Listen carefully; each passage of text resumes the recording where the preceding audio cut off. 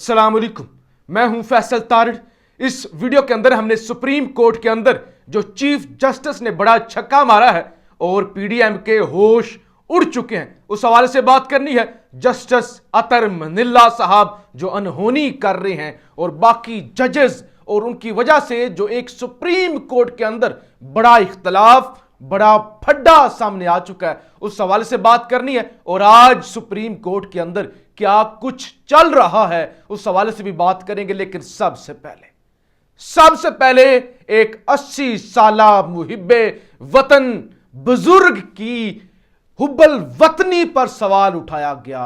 उस मुहिब्बे वतन शहरी पर सवाल उठाया गया जिसने अपनी सारी जवानी और अपना लहू वतन को दिया है, जिसने सारी जवानी जंगे लड़ी, मुल्क का दिफा किया, पाकिस्तान जिंदाबाद का नारा लगाया। आज सरप्राइज डे के मौका पर उसे ही सरप्राइज दिया गया और उसका जुर्म था बोलना, या शायद गुस्सा था कि जामपुर राजनपुर के अंदर जो झुरलू फिरा है उसकी अटेंशन डाइवर्ट की जाए। लेकिन वो बुजुर्ग शहरी, वो मुहिब्बे वतन शहरी, जब उस 80 साला बुजुर्ग को रात के अंधेरे में 1 बजे घर से उठा लिया गया और सुबह इस्लामाबाद की सेशन कोर्ट के अंदर पेश किया गया, यहां उसके पाकिस्तान का झंडा लगा हुआ था, जिस पर गद्दारी का मुकदमा चल रहा था, बगावत का मुकदमा चल रहा था। और सोचने वालों ने इतना भी नहीं सोचा कि उसके कोट पर इधर जो बैज लगा हुआ है, पाकिस्तान का झंडा लगा हुआ है,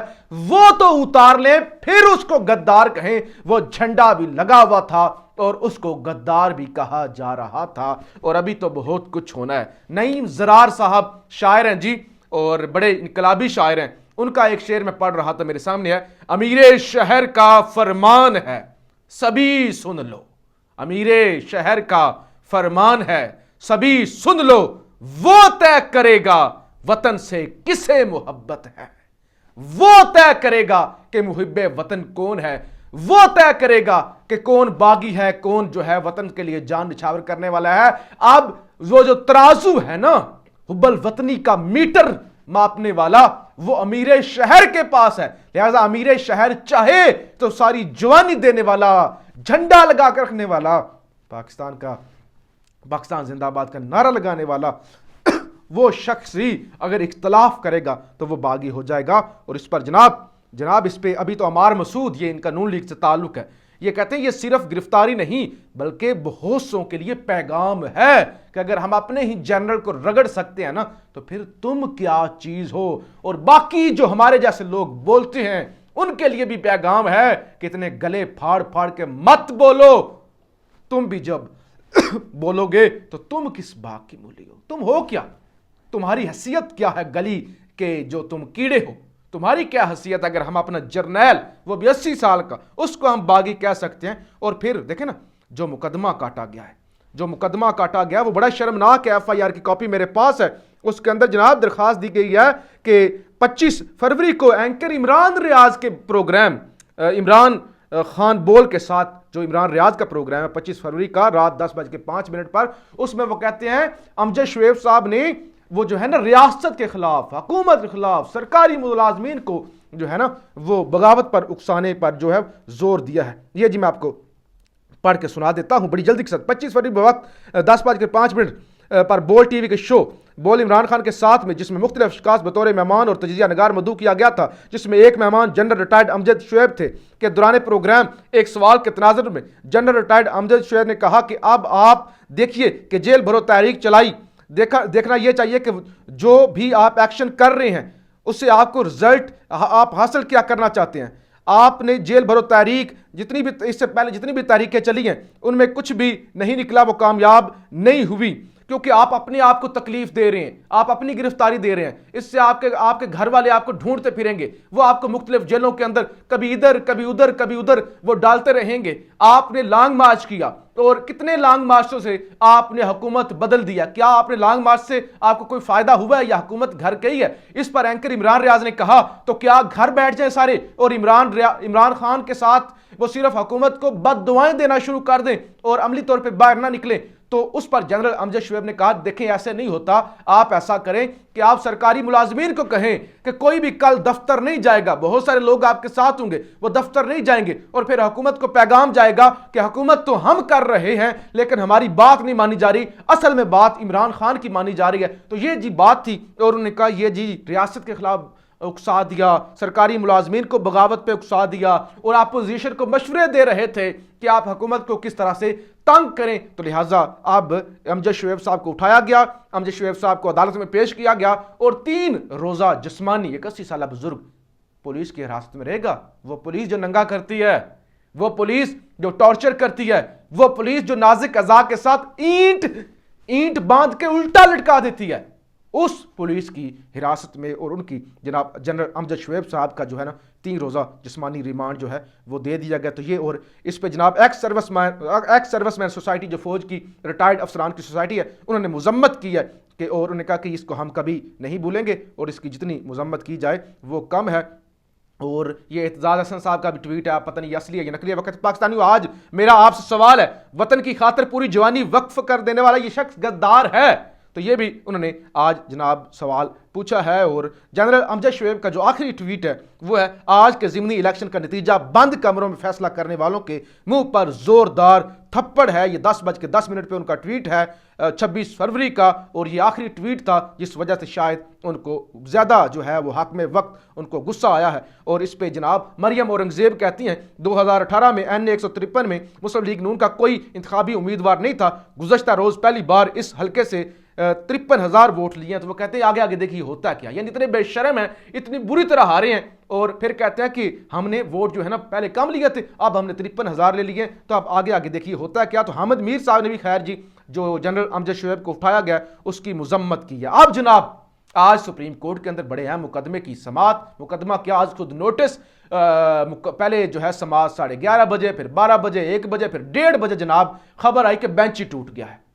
और जिस बेंच से इस बेंच से जो लोग निकले हैं, जो जजेस निकले हैं, हजूर आपने बेंच नहीं तोड़ा, आपने लोगों के जज्बात तोड़े हैं, आपने लोगों का एतमाद तोड़ा है। क्योंकि ये सादा सा सवाल था, 90 दिन के अंदर इलेक्शन, फौरी तौर पे इलेक्शन, और फिर सवालात तब उठते जब बड़ा स्मूथली चल रहा होता, क्योंकि Lahore high court, Peshawar high court, सदर के 2 खतूत आ चुके हैं, इलेक्शन कमीशन और गवर्नर हाथ पे हाथ धर के बैठे हुए हैं, वक्त गुजर रहा है। ऐसे में सुप्रीम कोर्ट ने नोटिस ले लिया, और क्या करते, ये या तो स्मूथली सारा कुछ चल रहा होता, फिर सुप्रीम कोर्ट नोटिस लेती, सवालात उठते, लेकिन ये जो बेंच टूटा है, मैं समझता हूं ये लोगों के जज्बात टूटे हैं। बहरहाल जी ये पाकिस्तान जैसे मुल्कों के अंदर ऐसी बातें क्या करनी।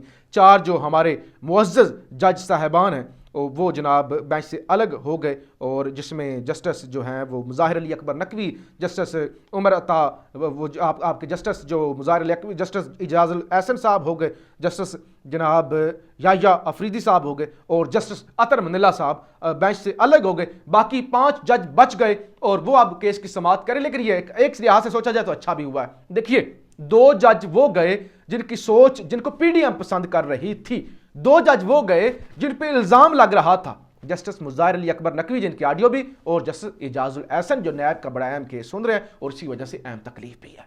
अब अगर वो बेंच के अंदर होते तो कहना था वो देखो जी जजेस की ऑडियो आ रही है, ये जज तो हैं ही बाइस्ड, इन्होंने फैसला दिया, हम इसकी नहीं मानते। अब वो जजेस जा चुके हैं और अब बाकी सवालात भी हट चुके हैं, यानी बाकी सवालात तो हट गए ना, असेंबली टूटी नहीं टूटी, कब टूटी, तोड़नी चाहिए थी नहीं तोड़नी चाहिए थी, सो मोटो लेना था नहीं लेना था, यूं होना था, चूंके चनाचे, वो सारा कुछ निकल गया। अब एक सवाल पे फोकस है कि 90 दिन के अंदर इलेक्शन डेट किसने देनी है, क्यों नहीं दी, तो लिहाजा अब सारा फोकस जनाब इस पर चला गया है। लेकिन जी इस वक्त पहले तो सुप्रीम कोर्ट देखे ना, डिलेइंग टैक्टिस, पहले ये दरखास्त की गई कि फुल कोर्ट बेंच बनाया जाए, पूरे फुल कोर्ट यानी सारे जज बैठ के इस एक केस को सुने, तो वो जनाब सुप्रीम कोर्ट ने उसकी इस्तदा जो है वो रिजेक्ट कर दी। फिर जनाब सवालात उठाए गए जस्टिस मंसूर अली शाह साहब की जानब से, उन्होंने कहा कि ऑडियो लीक पर जज को काम करने से अलग करना चाहिए, जज को जब तक तहकीकात नहीं होती या गिरफ्तार करें या अरेस्ट करें या आप बरतरफ करें, कुछ करें। वो कहते हैं कि जब से जज साहब की ऑडियो आई है कोई कार्रवाई नहीं हुई, अदारे को इस पर कार्रवाई करनी चाहिए थी। तो वो कहते हैं कि जब तक इसकी तहकीकात होती हैं, जस्टिस मंसूर अली शाह साहब ने कहा, तो जस्टिस नकवी साहब को काम करने से रोकना चाहिए या उनको बरतरफ कर देना चाहिए। जस्टिस अतर मनिल्ला साहब ने जी आज बड़े सवालात उठाए और बड़े बड़े उन्होंने वो नोट्स भी लिखा और उस नोट को बड़ा वो डिस्कस किया जा रहा है। उन्होंने कहा कि क्या सूबाई असम्बलियों को जो है आइन को रोंद कर तोड़ा गया, यानी क्या मेरिट पर टूटी हैं, क्या वो किसी की ख्वाहिश पर टूटी हैं, या चीफ मिनिस्टर है उसने अपना इख्तियार इस्तेमाल करके तोड़ी हैं। तो वो कहते हैं ये बड़ा अहम जो है वो सवाल है। जस्टिस याया अफरीदी ने कहा कि मामला पहले ही हाईकोर्ट में जेर समाअत है, तो आज खुद नोटिस बनता ही नहीं था।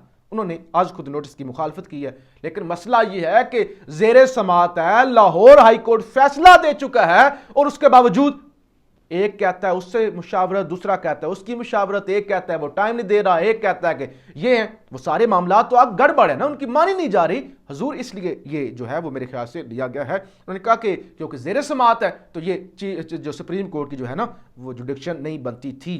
ऑडियो लीक को क्यों नहीं सुना गया, जस्टिस मंसूर अली शाह और जस्टिस नकवी को काम करने से रोका जाए, और फिर 184(3) के तहत कार्रवाई नहीं बनती, ये भी जस्टिस याया अफरीदी ने कहा कि ये जो सो मोटो का इख्तियार होता है ये नहीं बनता।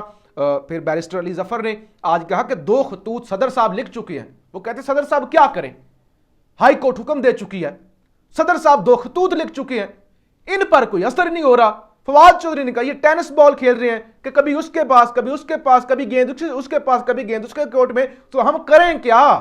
असल बात तो ये बताएं कि हम करें क्या। चीफ जस्टिस ने कहा कि कल हर सूरत केस मुकम्मल करेंगे, और फिर चीफ जस्टिस ने कहा जस्टिस मंदोखेल का नोट्स पहले क्यों सोशल मीडिया पे आ गए, यानी ये भी एक सवालिया निशान है ना कि जस्टिस मंदोखेल साहब का अभी सिग्नेचर भी नहीं हुए, जारी भी नहीं हुआ, फैसले का हिस्सा भी नहीं बना, तो पहले सोशल मीडिया पे आ गए। उन्होंने कहा इस हवाले से भी जो है ना वो आपको देखना चाहिए। बहरहाल जी, आज चीफ जस्टिस ने जिस तरह से अदलिया की इज्जत को बचाया है और एक काम किया, इतने दबाव के बावजूद काम किया है, और वो एक बड़ा छक्का है चीफ जस्टिस का, और मामलात जो है इतने प्रेशर के बावजूद इलेक्शन की तरफ जा रहे हैं। अब कोई और सवाल नहीं है, कोई और चीज़ जो है वो नहीं है। सुप्रीम कोर्ट सिर्फ जो है ना एक सवाल का जवाब ढूंढेगी कि इलेक्शन की तारीख किसने देनी है, बाकी सारे गैर जरूरी सवाल जवाब अब इस केस में डिस्कस नहीं होंगे। इंतखाबात 90 दिन में ही होने हैं, वक्त की कमी के बायस असम्बलियों की तहलील का सवाल भी अभी इस केस में डिस्कस नहीं होगा। बेंच अब 5 जजेस पर मुश्तमिल है, justice Umar Ata Bandial, justice Mansoor Ali Shah, justice Muneeb Akhtar, justice Jamal Mandokhail और जस्टिस मजहर अली, ये इसमें शामिल हैं। और फिर सवाल आज किया गया मोहम्मद अली मजहर साहब की जानब से जस्टिस कि क्या 90 दिन से आगे इलेक्शन जा सकती हैं, कोई ऐसा तरीकाकार है या क्या होगा, तो इस पर बैरिस्टर अली जफर ने कहा 1 घंटा भी जो इलेक्शन है वो आगे नहीं जा सकता। और उन्होंने बताया कि गवर्नर और इलेक्शन कमीशन की मुलाकातें हुई लेकिन बेनतीजा रहीं। जस्टिस अतर मिल्ला जी बार बार डिस्कस हो रहे हैं, वो कहते हैं कि आज खुद नोटिस की आईनी तशरीह ज़रूरी है कि जो है ना क्या जो है ये आज खुद नोटिस जो है इस तरीके से लिया भी जा सकता है या नहीं लिया जा सकता, तो इसकी तशरीह वो कहते हैं बड़ी ज़रूरी है। लेकिन मैं समझता हूँ इस वक्त तमाम जजेस को इस बात पे फोकस होना चाहिए था कि आइन का तहफ़्फ़ुज़ जो है वो बड़ा ज़रूरी है। इलेक्शन 90 दिन के अंदर ऐलान नहीं होना, आज सुप्रीम कोर्ट के अंदर यही बात हुई, 90 दिन के अंदर ऐलान नहीं होना, 90 दिन के अंदर इलेक्शन करवाने हैं, तो लिहाजा वक्त तो गुजर रहा है, टाइम तो जो है वो 50 दिन के करीब का रह गया है। तो सबसे अहम नुकता मेरे ख्याल से ये होना चाहिए था कि आप वज़ीर आला आज़ादाना राय पर असम्बली तोड़ सकता है या किसी की राय पर। जस्टिस जो है अतर मिल्ला साहब का ये आज का बड़ा अहम जो है वो सवाल था। बहरहाल जी, ये सारी चीज़ें जो सामने आई हैं, जो इस वक्त चल भी रही हैं और जो रिमार्क्स दिए जा रहे हैं, उससे साफ तौर पे ये लगता है कि मामलात इलेक्शन की तरफ जा रहे हैं और कल के फैसले के अंदर इलेक्शन की तारीख के हवाले से बाउंड कर दिया जाएगा या वाज़िया डायरेक्शन चली जाएगी। और PDM का जो कोशिश थी कि जजेस को मुतराज़ा बनाया जाए और एक्स्ट्रा चीज़ों की तरफ अदालत को उलझाया जाए, और अब तो वो मज़ीद रात को जो शिकस्त हुई है उसके बाद सारे ही उम्मीदों पर पानी फिर चुका है।